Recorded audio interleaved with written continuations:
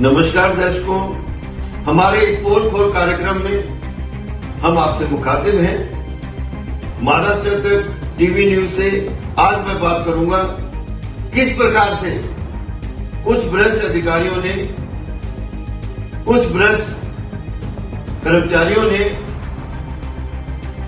इस तरह की स्थिति पैदा कर दी है कि हमें आगे बढ़कर उनके लिए खास तौर पर इस प्रकार के प्रोग्राम का आयोजन करना पड़ा। आइए जानते हैं हम ऐसे एक अधिकारी के बारे में जिसने रातों रात बहुत कम समय में, कुछ ही सालों में एक कांस्टेबल से बड़े बिजनेसमैन 1500 करोड़ के मालिक होने का खिताब हासिल किया।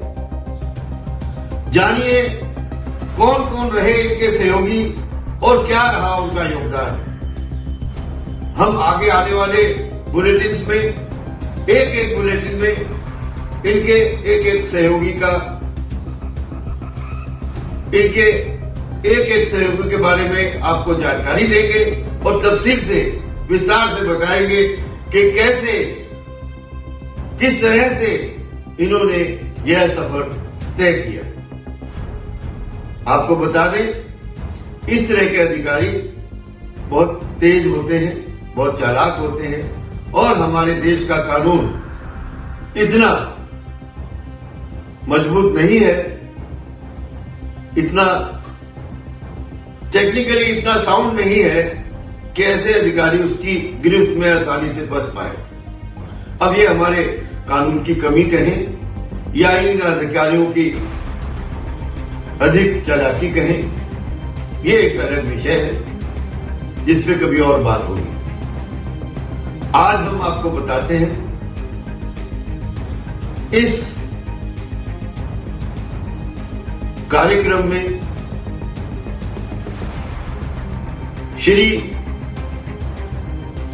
इरगुंडा सतगुंडा पार्टी के बारे में कुछ विशेष जानकारी। आइए आपको बताएं किस प्रकार से, किन लोगों के सहयोग से श्री आईएस पाटिल आगे बढ़े। देखिए, ये है संजय दुधप्पा पाटिल।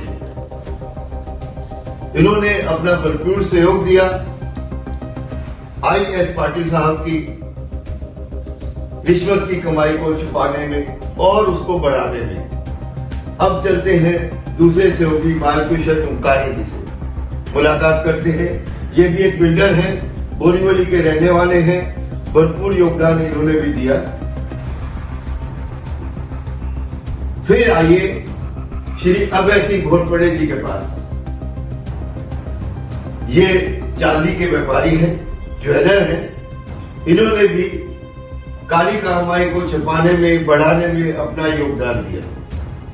आज हम अभय घोरपड़े जी के बारे में आपको विशेष जानकारी उपलब्ध कराएंगे। उसके बाद आती है इनकी पत्नी। तो आप जानते ही हैं, अधिकारी विशेषकर अपने नाम से कोई संपत्ति नहीं खरीदते हैं। तो जो भी कारोबार सर्विस में रहते समय आईएस पाटिल साहब ने किया, उसमें हमेशा इनकी पत्नी का नाम सामने आया। अब चलते हैं ध्यानेश्वर दुबे जी। इन्होंने भी आईएस पाटिल साहब की प्रॉपर्टी छुपाने में, संभालने में भरपूर योगदान दिया। उसके बाद आते हैं नीलप्पा पालप्पा मगदू। आप श्री आईएस पाटिल के ब्रदर इन लॉ हैं, साले हैं और घुमा फिरा के इन्होंने अपनी रिश्वत की कमाई से बनाई प्रॉपर्टी इनके नाम रजिस्टर, इनको कब्जा दिया और इस प्रकार से आगे अपना कारोबार बढ़ाया। अब जानते हैं हम इनके प्रमुख प्रोग्राम्स के बारे में, प्रमुख प्रॉपर्टीज के बारे में, इनकी एसेट्स के बारे में। तो एसेट्स तो बहुत है इनकी। कुछ एसेट्स हम इनकी ढूंढ पाए हैं जिसकी जानकारी हम दर्शकों को दे रहे हैं। देखिए, ये है प्रोजेक्ट 1। प्रोजेक्ट 1 पालघर का पालगढ़ शहर का एक नामचीन प्रोजेक्ट है, बहुमंजिला इमारत है, 11 माले की ये कमर्शियल इमारत बन रही है और कुछ ही समय में तैयार हो जाएगी। इस इमारत की अगर हम कुल कीमत लगाएंगे तो 500 करोड़ से ऊपर आती है। बनकर तैयार होने के बाद शहर की नाक सबसे कमर्शियल, सबसे इंपॉर्टेंट प्रॉपर्टी ये है। उसके बाद हम आपको बताना चाहेंगे इनका स्टार होटल। पेन में स्थित ये स्टार होटल इनकी हैसियत को बखूबी दिखाता है। 4.5 एकड़ से की भूमि पे फैला ये होटल एक आलीशान बहुमंजिली इमारत शहर में बहुत प्राइम प्रॉपर्टीज में से एक मानी जाती है। उसके बाद ये छोटी छोटी प्रॉपर्टीज जो कुछ करोड़ों में है, इसका क्या जिक्र करें। टोल नाका चारोटी के पास इनके पास बहुत बड़ी प्रॉपर्टी है। एक बंगला है आलीशान राजा की तरह रहने के लिए, जो इन्होंने संजीवनी कॉलोनी बोईसर में बनाया है, पुलिस कॉलोनी बोईसर में ये बंगला है। फिर इनका हिस्सेदारी इस पेट्रोल पंप में। इस प्रकार से बहुत सारी प्रॉपर्टीज इस व्यक्ति के नाम है। समय समय पर इन पे इल्जाम भी लगते रहे हैं, ये सस्पेंड भी होते रहे हैं। देखिए इनके सस्पेंशन ऑर्डर की कॉपी हमने यहां लगाई है। ये सस्पेंशन ऑर्डर हुए, फिर ये बहाल भी हुए, क्योंकि रसूख है, मालदार आदमी है, रसूख वाले आदमी है, तो सस्पेंशन रिवोक कराना इनके लिए क्या बड़ी बात होगी। अब हम आपको बताते हैं विशेष जानकारी श्री अभय सिंह घोरपड़े जी के बारे में। अभय सिंह घोरपड़े चांदी के व्यापारी हैं, जो चांदी की एक बोर्ड पकड़ी गई थी, वो सही में उस टाइम एक बड़ा मामला हुआ था, क्राइम रजिस्टर हुआ था, इन्वेस्टिगेशन हुई थी।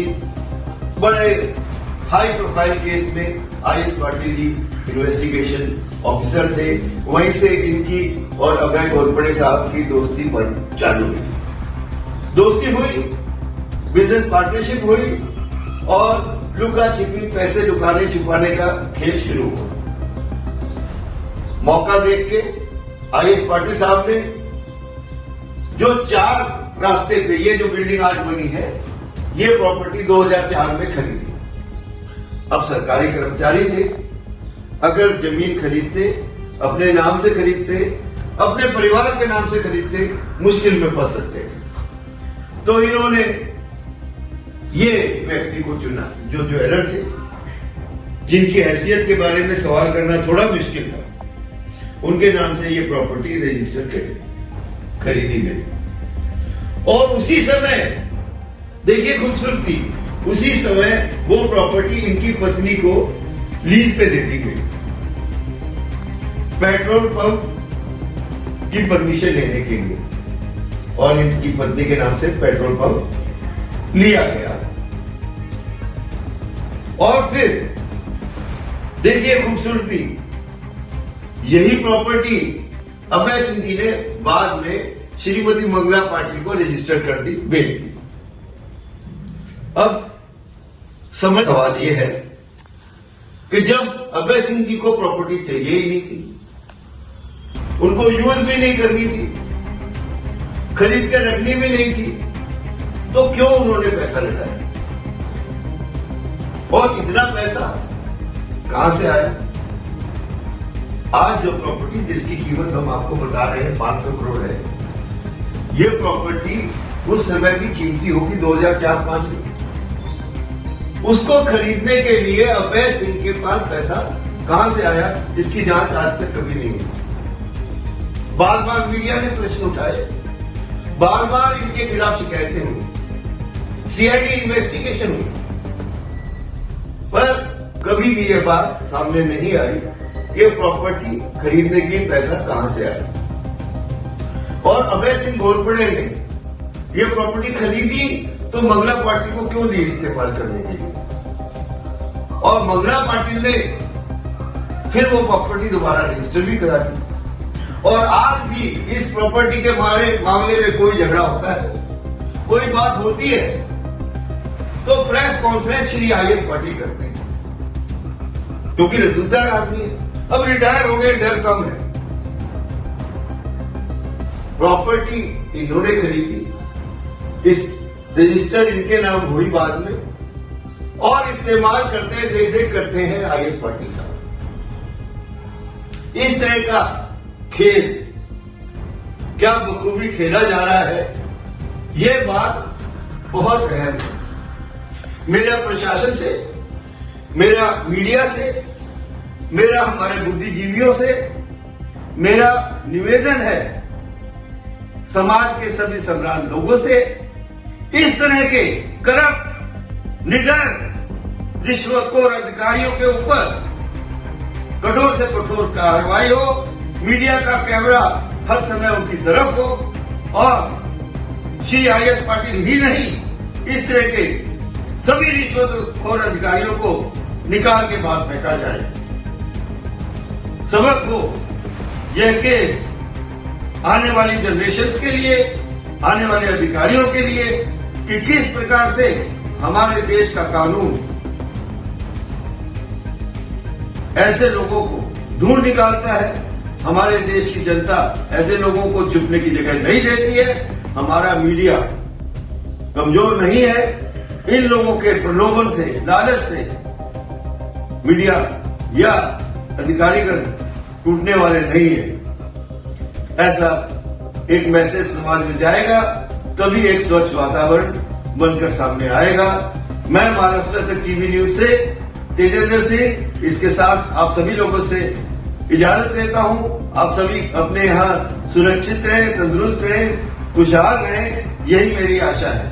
जय हिंद, जय भारत। डॉक्टर श्रीकांत बुद्धे एक भ्रष्टाचारी के खिलाफ लड़ाई लड़ रहे हैं। जाने क्या कहना है उनका इस मामले में। अभी मैंने 350 पेजेस का ये कंप्लेंट किया था। वो कंप्लेंट करने के बावजूद भी ये इरीगोंडा सतगुंडा पाटिल, ये पुलिस ने रिटायर्ड पुलिस ऑफिसर है, उसके ऊपर कौन सी भी कार्रवाई होता नहीं। अभी हमने 350 पेजेस में एक्चुअली उसके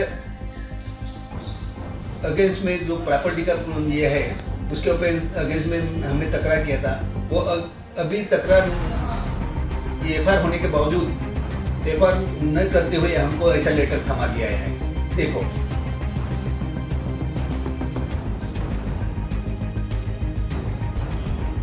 यानी एक चेकमेट करने का एक तरीका।